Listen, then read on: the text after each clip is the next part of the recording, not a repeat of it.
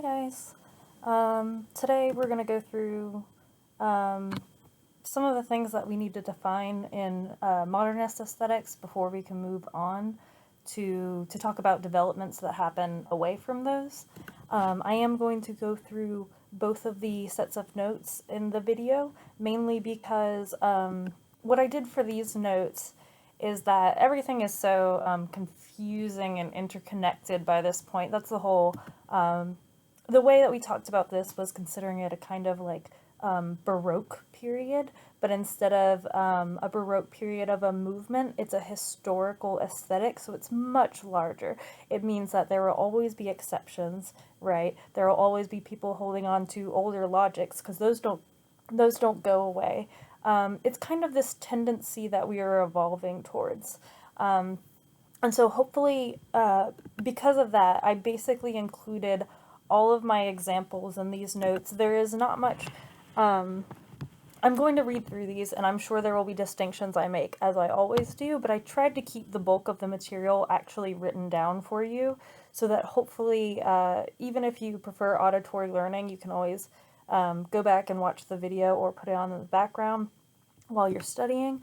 But this way, if you want to watch the video once and then you need to go back through your notes and try to understand it, hopefully after I've talked about it, it will make more sense, and then you can have it all there in this written form without having to, right, go back to the video. You can have examples easily accessible to make sense of everything.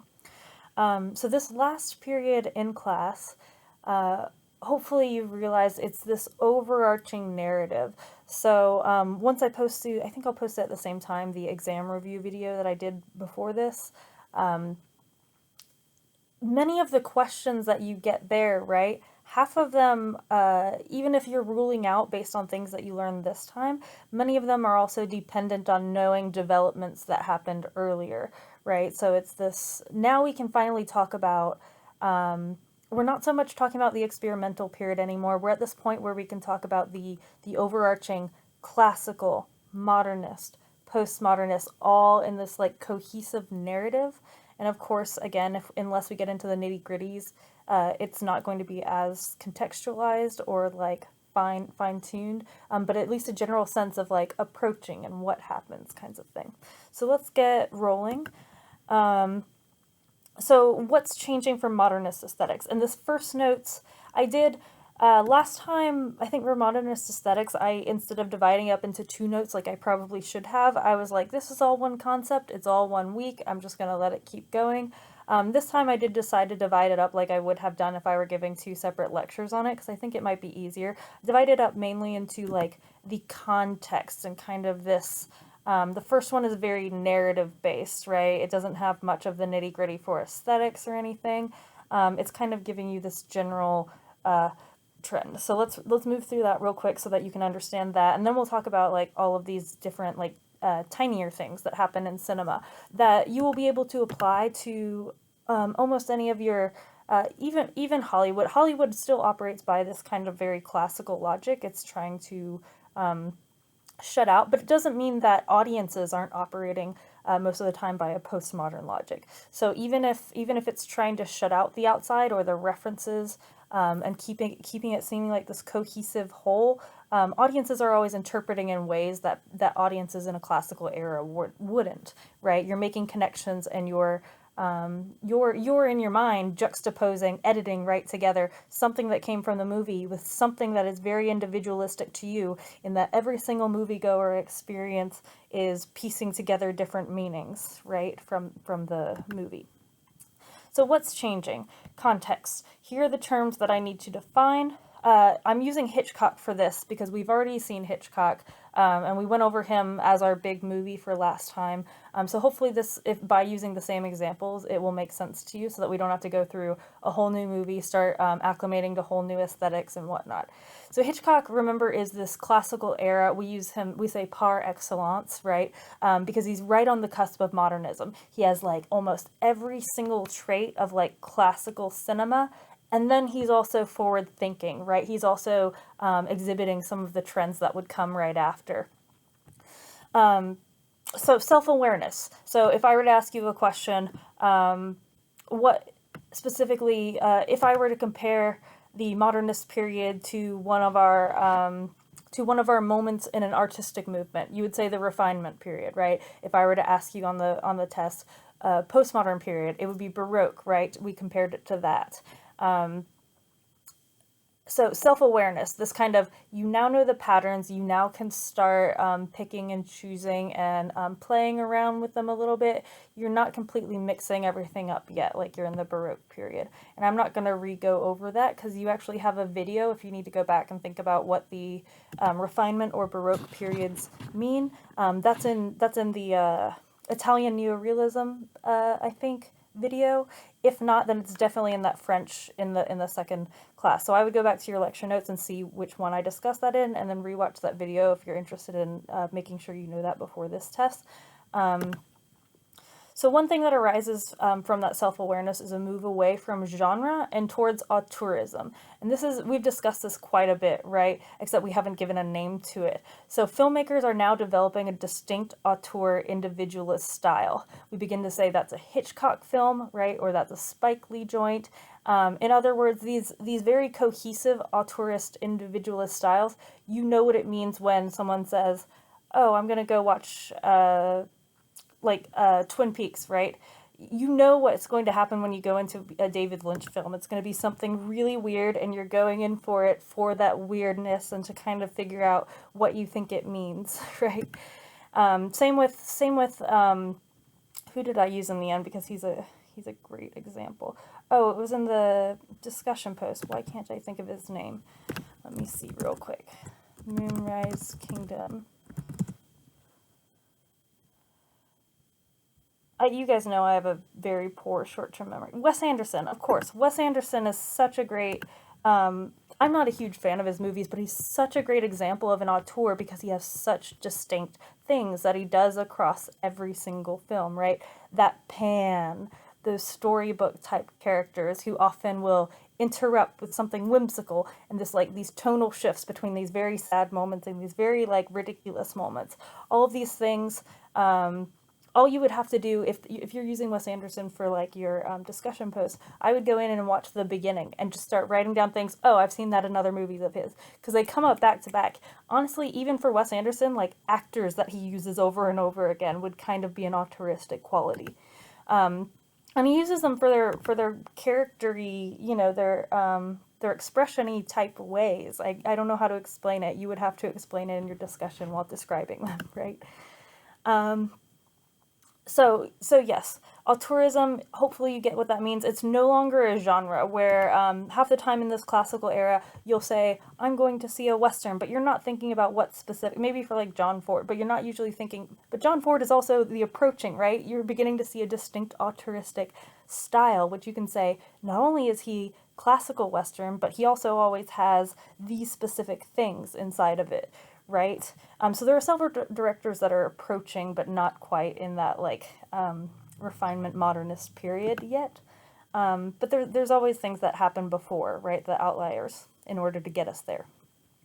So in the same way subcultures are fragmenting, modernist ideologies are beginning to focus on individualism, aka what makes you different or special. And the example I like to use here for the economic structure is remember how we used the cans of soup as the example for classical ideologies? Everything is mass-produced, or the cars, Fordist cars, right?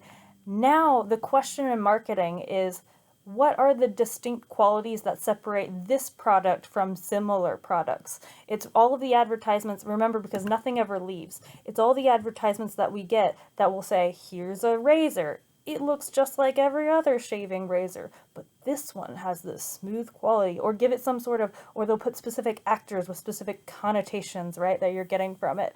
And so they're trying to distinguish theirs from all the other razors, right, so that you can pick and choose brands based on their connotations. I think the other example I gave at one point in time in class was the idea of the fish. When I say, oh, I'm going out to dinner for fish, that can mean very different things.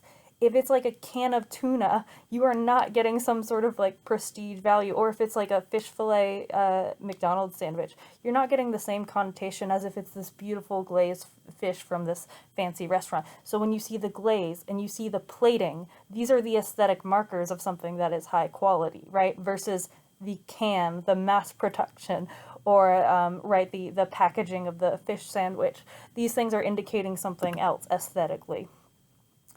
Okay, so let's move on. So think about that.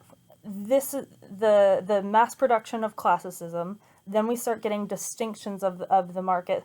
Now, I think the best example of that would be the ability to very quickly and speedily get something from across the globe, but then B, the trend towards like literal customization, that you can go on and design your own shoes and then have them shipped to you. Not just distinguishing the product from the other ones, but making it literally an individual's choice that no one else has. The uniqueness. Same with like Etsy products. You can go on to Etsy, find an individual custom maker and have them make something for you. These kinds of trends in the market these days. Cahiers du Cinema, you should have done the like basic stuff in your notes already, but the one thing you wouldn't have gotten to in that is that they were trying to establish a political notion around authorship. They were suggesting that the ideal cinematic object should very easily have this recognizable authorial voice that you can experience as a viewer, and that voice specifically should be the director. The more anonymous it is, like it used to be in the classical era, the less interesting it is for them. They want to see the individuality. They want to see that expression. They say that it makes better filmmaking. That's where they get in trouble. They also say that it makes for a political notion, right? It's a critical notion. But the point in the modernist era is that we have now changed dominant logics. So because they're in the middle of that shift, they see it as something that is like sticking it to their parents, right? And I think the example I use here, I don't know if I still have it, is like, think about their parents who love big bands, right? Who love like swing bands, being able to go dance in like these large ballrooms where everyone's dancing. The bands themselves, everyone's anonymous. There aren't solo rock and roll idols that make it yet. So in their era, as we're transitioning to the modernist period, they're seeing all these hyper-individualist rock and roll idols who are asserting their own individual philosophies, who were making documentaries about how genius they were and whatnot. And we're starting to recognize people like the Beatles as like something specific, as personalities that people fawn over. And so this is representative of it. The problem here, of course, is you saying that it's political. That would have been very political in a classical era. Now it's just the new dominant logic, right? It's not being critical of anything if that's what everything is leaning towards at this point. So while it seemed forward-thinking to them because they still had the residual logics of their parents, it was now we have the know-how to say that wasn't very politically radical, right? So that's something to remember. If I were to ask you that again on a test, was it in fact that would be a great true or false question. Was it in actuality politically radical? The answer would be false, right? Finally, an aesthetic quality that has changed through the artists in modernism is the exposition. The exposition is that opening point that I talked about in the Hitchcock film, where usually they would very quickly, within the first few minutes, say, these are the characters you need to know. These are the people who are opposing them. Here's the catalyst. Now that they want this problem, there's something standing in the way of of getting the thing, right? That the catalyst starts off. So then they have to conquer this first thing. Then, once they get to a new situation, they find that they have it right, and so they're continually trying to get to the point where they get to the climax, everything settles, and whatnot. The exposition is no longer set up the same way. So in Hitchcock, that was when I was showing you, we started moving through all the windows, and we didn't know yet which characters, they didn't show which characters would be more important than the others, and that's him talking on the phone, and he's saying all this irrelevant information that we don't know which parts of it are going to be relevant to the plot yet. We can only speculate. And many of those things are relevant to the plot if you're picking and choosing the kind of allegorical or symbolic function of them, but they're not necessarily literally applicable to the plot. So this is where your exposition starts getting looser instead of this strict A, B, C linear plot structure. Things start to wander, which means that a lot of times characters, especially if you watch that, you should have by now the documentary on modernist aesthetics and the new waves. So many times we get characters that were just fleshing out personalities for so long, because while Hitchcock is in classical cinema, he still has to move things along relatively quickly. They didn't in New Waves in the art cinemas, right? Which meant that characters throughout the whole movie would just kind of be floating, aimless, capitalist subjects, usually because they're trying to be critical of the growing middle class, right? And so they think they know what they want, they don't really, and they're never really satisfied, right? It's that kind of notion of wandering and just fleshing out who they are kind of thing. Remember, I've already talked about this, always people who stick to former logic so they never go away. We don't do away with classical style filmmaking and tidy expositions. If I were to ask you where does that most often occur on the final test, you would say in Hollywood. Because many times if you go to a Michael Bay movie, if you go to a Steven Spielberg movie, you're not getting lost in the plot. It's going, these are the main characters. Here they have this problem. Now we go and do, right, all of this. It's the classical style didn't go away. It's that we're appropriating older aesthetics while the audiences have changed. So, and the older aesthetics are pretending that the movie is self-contained, right? Whereas, especially in modernist aesthetics, a lot of time that's where we start getting scenes that characters will talk about scenes or things that happened that aren't available to us, right? So things will start to happen beyond our view. Whereas in Baroque cinema, it's like plenty of times things happen beyond our view that we can just assume that it's very easy for us to pick up on and whatnot. Okay, so still exists. Oh, and the comparison we use, especially since we're always trying to reflect each of these things in some other location, right? Here's the aesthetic form. Well, what was going on in the economic or political form that's reflecting that, that change? And so this is the example of the Nazis, right? So, and the reason that this matters as an example that we didn't get into even though I've used it before is that what happens to the Nazis after the war is the question that I asked you. They literally still exist. And when those people are still your neighbors after all that has happened and we have come to terms with the fact that these are the bad guys, right? We have now defeated them. People are sitting there in their communities with this heightened sense that ideologies have fragmented. They started fragmenting before leading up to that. But when you know that your neighbor might be a Nazi or you're a Nazi and you know that other people know that you were right, that's this heightened awareness that we're on different levels. People believe very different things all of a sudden, in which case in this dominant era, it's not that people didn't believe different things, it's that we had this dominant way of assumed living that is no longer so set in stone, right? Okay, so let's move on. We're not operating by the same viewpoint anymore. So modernist filmmakers follow suit. Expositions no longer set the stage so explicitly. We talked about that. Hitchcock, I'm sorry, I've forward done some of this. We also get a misleading catalyst. Remember, that's an interesting part because the misleading catalyst is what allows us to start combining genres. Instead of it being just a Western, in the beginning of the Hitchcock movie, we think it's a romance. We think, how are these two going to get together when clearly he's not into her? How is she going to convince him that... And they do answer that question. But then we get the second catalyst in which it says, oh, someone was murdered, right? And we have to solve the murder. We have to catch the guy. And those two things happen at the same time. So now we're like both in a mystery and a romance novel. This is where by the time we're in the Baroque period, it's no longer just combining two genres. We can have things like Westworld, where it's like this Western sci-fi romance in between, right? Smaller subgenres in between. Everything can be so jumbled and mixed up, and it no longer matters to audiences because we're all very familiar with all of the classical periods of everything else. Even if you're not a film student, you know what those tropes mean, right? Okay. I'm going to let you read the rest of that paragraph because it's more about Hitchcock. How do these developments continue, right? So now that we've set that up, we eventually move away from the concept of auteurism. It's still incredibly useful in film theory as a tool for conceptualization if you are using a director like Del Toro, Wes Anderson, David Cronenberg, right? The others that I listed above. Concept of individualism as a, we have two things. Concept of individualism as a means for political resistance would only be relevant in the classical era. That's what I've just talked about. In the modern era, it's difficult for you, while things are changing, for you not to think that because it genuinely is forward thinking for what will settle in, you can't see that the settling in means that it's becoming a dominant logic, right? It's difficult for critics to see that the stark individualism was no longer the resistance. It's becoming the new dominant logic instead. And we talked about that example.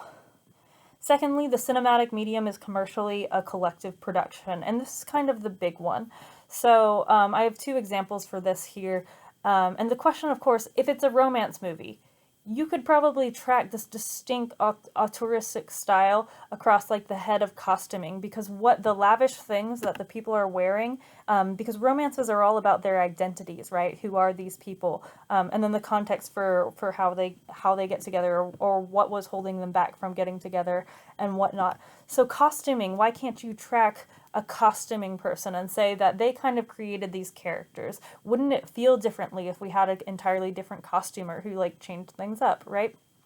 But the best example I like to use, and I know I've used this before, is horror.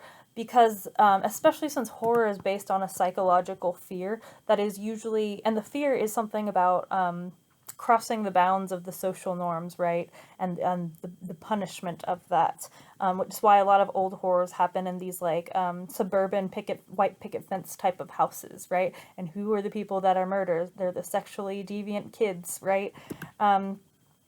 So the special effects makeup artist oversees the entire construction of the horror creature. In other words, they're determining what the psychological horror is, what it looks like, drives the way the monster is going to move, like going to creep through the world, what anxiety it evokes, therefore. And so couldn't we equally say that maybe there's an auteuristic quality to, aren't they driving kind of the horror of the horror film? And so we picked holes in this based on like those things. And then imagine, the fact of the matter is, this is just head of costuming. This is just head of special effects makeup artists. They have plenty of people underneath them who are putting details into the movie intentionally, but may go beyond the director's view. So a movie is kind of this conglomeration of aesthetics, of unconscious logics, of a collective, right, of collective people. And it's all coming out at once, and we're all just like interpreting the different things. And so to say that a director is solely responsible for this is difficult, even in the more tightly controlled films, because there will always be things that slip through. And directors who are very auteuristic, they have a very tight control over the way they want things, right? They don't loosen things up, especially when we just talked about Italian neorealism, which the whole point was to loosen things up and allow for it not to be so much their control, to say, let's let the things happen as they happen, right? Okay. Yeah. Many details that make it into the final product that are controlled and intentionally placed beyond the director's view. Not to say that collectivism and inclusivity is the new upcoming dominant logic of the postmodern period. I'd argue, and remember, this is a me. These are the things that we do in film theory, which means I may be arguing exactly like the Cahiers du Cinema. The things that I argue, I may not be able to see outside of me being in this period, right? And that's important to recognize, that there are people within who read politics and aesthetics who argue different things, who see things from a different point of view. Especially when you're living it, it's very difficult for you to know what will happen, what you're trying to track, what trends are moving towards, but you're not always going to get it, right? So I'd argue, in fact, it's the trend towards constantly and rapidly shifting vantage points, and there are plenty of us who argue this, right?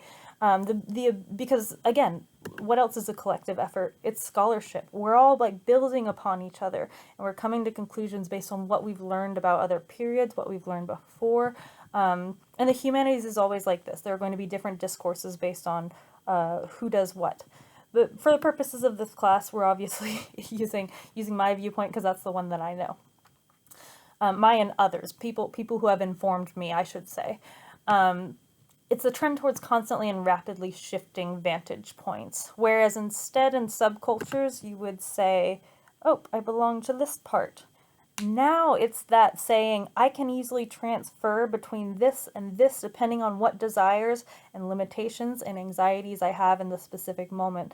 It means that when I'm on Facebook, I can strategically hide it from friends and family because I have a specific persona of traits in me that I draw out there and that I repress there for them to create some sort of idealist person. When I go to school, I put a specific persona for, or when I go to work, right? All of these things. And then when I go hang out with my friends, have a specific persona of what is cool now. So let me drag up these things that these people, it's mimicking just-in-time production, right? You are just in time creating your persona based on the needs, the demands.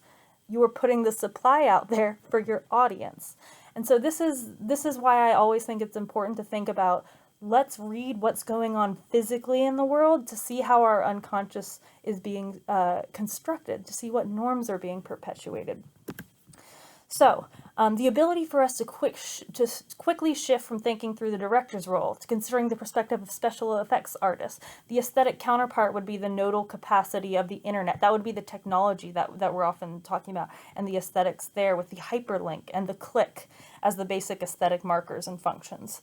The period marks the ability to quickly move through the most convenient strategized perspective based on what we desire and fear in any given situation. I think a great example of this, a lot of times, of people genuinely rationalizing the new need in the newest moment, right, is in relationships. And a lot of people talk about, well, that's not consistent with what they said last time. But they genuinely believe it, that something had progressed and changed, when really what had happened is that, yes, surface level desires had changed, so now I have to reroute my thinking.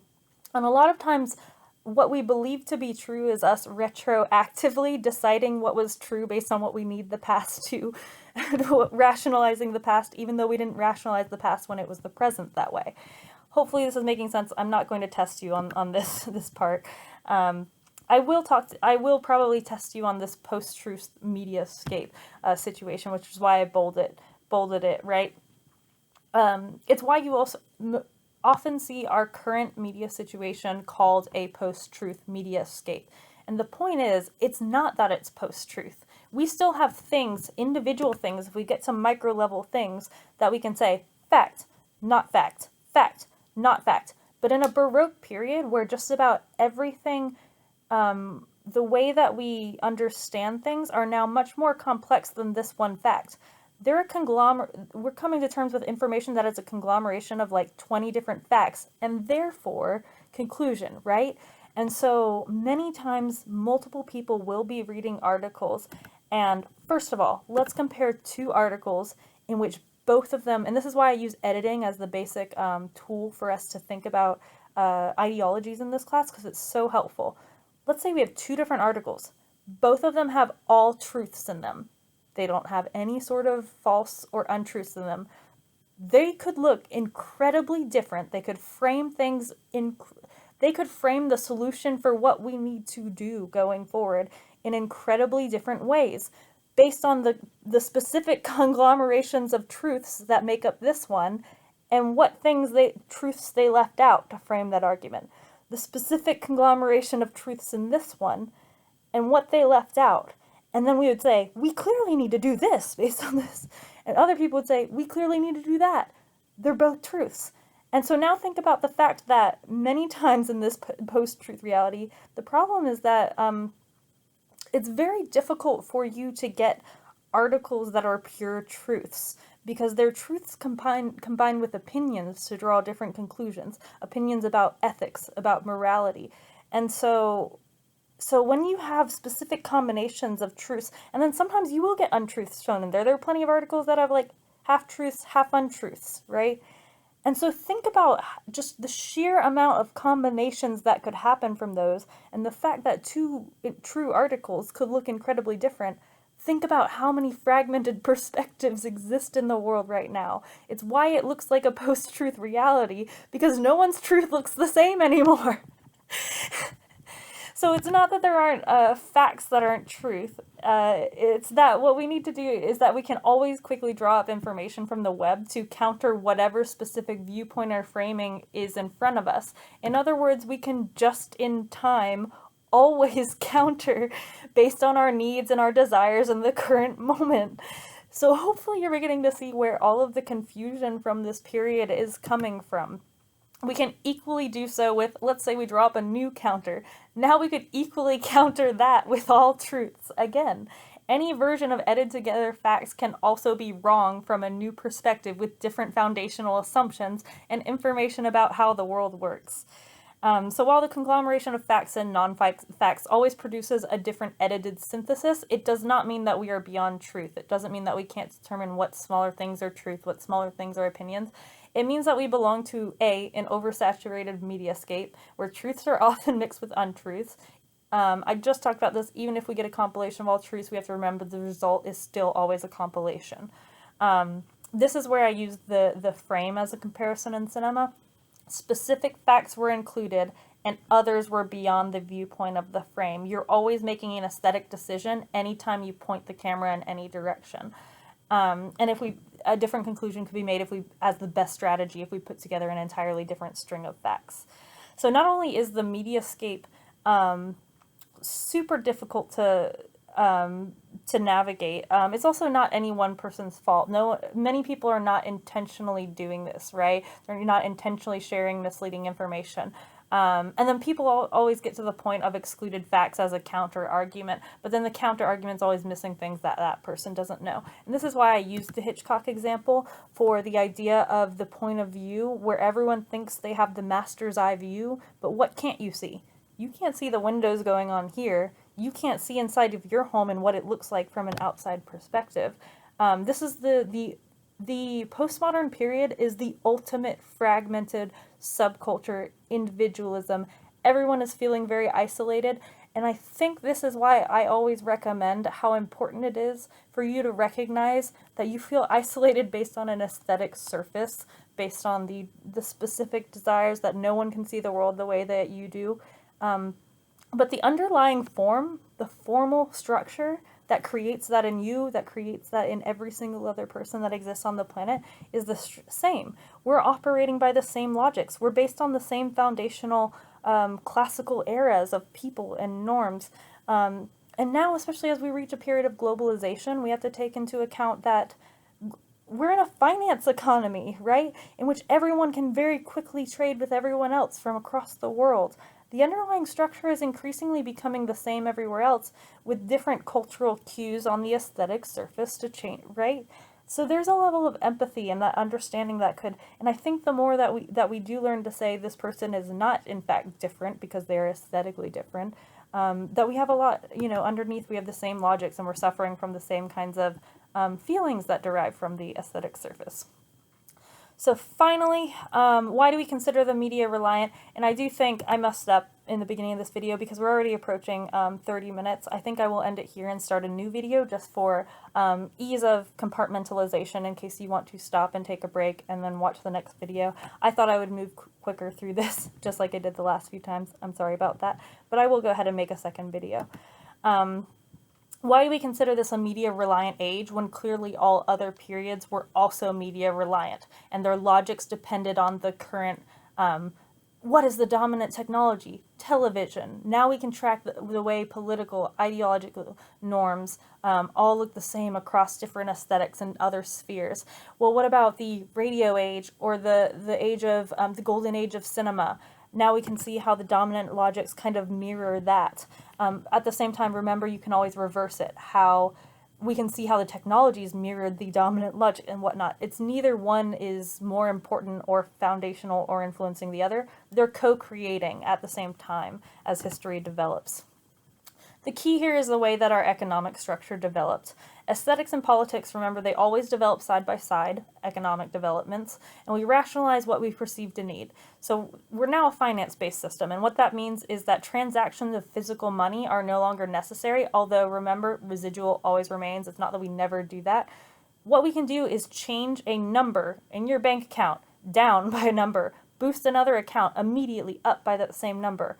it's all a number inside of a system. There's not the same physical awareness or physical transparent transaction that is apparent in our everyday lives. So we forget the material quality of exchange, and exchange is always instantaneous. So we don't see the ways that our perspectives are instantaneous and material, right? Our norms don't need a substance for immaterial things to feel like truth any longer. We don't need to see a physical transaction for an appearance of something to affect us, our capabilities in that next moment, and our limitations. If that number changes to 0, this is not to discount the material part. If the number in your bank account changes to 0, we genuinely cannot purchase any more material objects in the world. That's a physical limitation that will stop. In the same way, if the aesthetic appearance of truth changes, which it is constantly doing in this news cycle in which we can immediately distribute to everyone, it seems like the world is changing every 2 seconds. The same with your personal lives. It feels like, oh, because now that person is operating by a new conception of the world, and their best practice for how to move through it has changed. It seems like everyone is changing, and what they want is changing very quickly, and it feels like there's no sort of consistency to the world. And so the point is, let me move back to where I started. In the same way, if the aesthetic appearance of truth changes, we genuinely will not act in certain ways, or we genuinely will be propelled to start acting in certain ways. We will also be more probable to act in other ways. This doesn't have to have a material basis, right, to get us to act in a material way. And this is the beginning thing that I talked to you with these movies. If there doesn't have to be a material basis, right? Why are movies important? There's no material basis to them. People say it's just fiction. If something appears to you to be a certain way, if the world appears to work in a certain way, you will physically, materially act on the world as if it were that truth. There doesn't have to be a material basis or substance or truth or fact in order for the consequences that exist in the world to now be real, right? So it mirrors the finance economy. Society of new media is one where immateriality holds equal weight to influence material consequences. This is why I consider it a media-reliant age. It's because media did not hold, or aesthetics, ideas did not hold the same weight as they do right now. And we may continue to trend towards that. So this is where I'll end this video, and I'll move into the next one. If you're feeling squirrely and you want to go ahead and tackle all the stuff that we'll get into the nitty-gritty details about postmodern cinema aesthetics there. Hopefully now you understand a bit more about the logics and the bigger things that and the context that's going on. So, see you then.